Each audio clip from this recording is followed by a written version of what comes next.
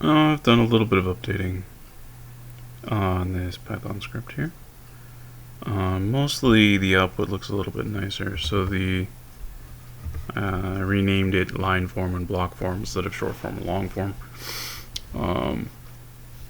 And the block form now doesn't, if there's nothing in the 60s, it doesn't print that part of that block. So, we got something like that. There you go. Now it'll print that full rectangle. This bullet indicates where your ones position is. And then let's see. These little guys occur on the 60s levels. So get a little bit bigger number.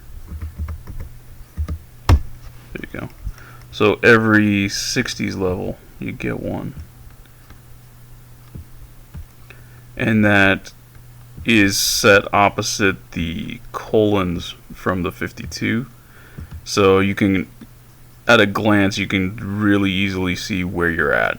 Are you on a line with a colon that doesn't have this? That means you're in the 77 and the 52. Are you on a line with the dot? That means you're in 60 and 60. Yeah. I played around with that for a little while, and I found this was a really nice looking way to do it. And it's really easy to read. And I actually think at this point that the block form for, well, really at all stages, it's actually nicer than the line form, because even here now, it's basically identical to the line form. This block form and this line form, virtually identical.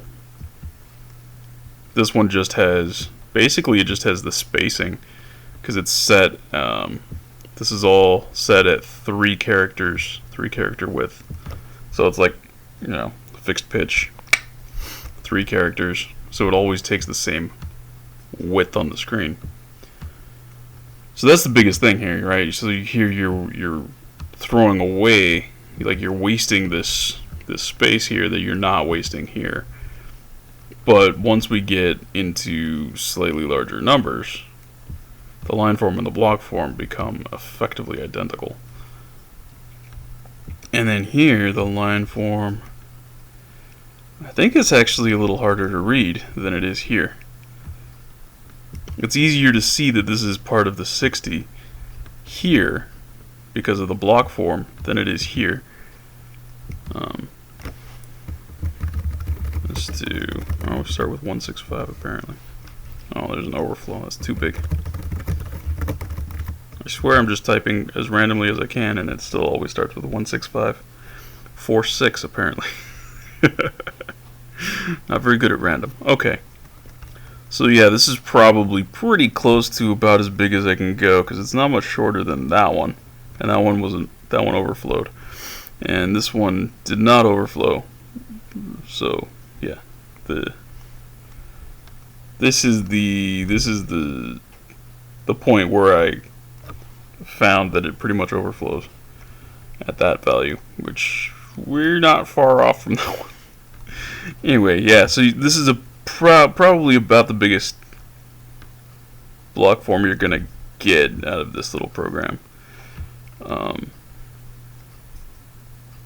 So yeah, this is in a 52 tier, a 60, a 60, a 77, a 52, a 60, a 60, a 77, a 52, 60, 60, 77, 52. So that's a pretty goddamn big number. By the time you're hitting the overflows, that's pretty damn big.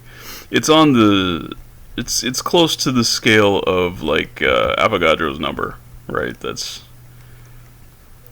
generally a bigger number than you tend to deal with. So I think this is, once I figure out how to get fractions, that'll be below this. That'll be levels below this point, because this basically acts like your decimal point.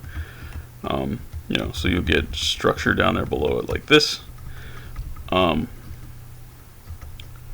This will be pretty much useful for calculating stuff. And then right now, the way you end it, you just put in some negative value. And there you go.